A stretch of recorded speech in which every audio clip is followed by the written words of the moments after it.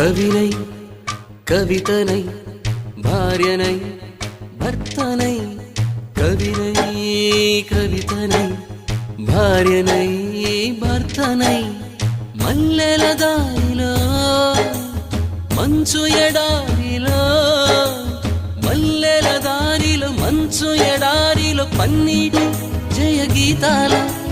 కన్నీటి జలపాతాల నాతో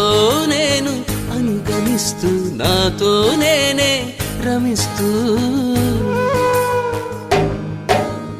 ఒంటరినై అనవరతం కంటున్నాను నిరంతరం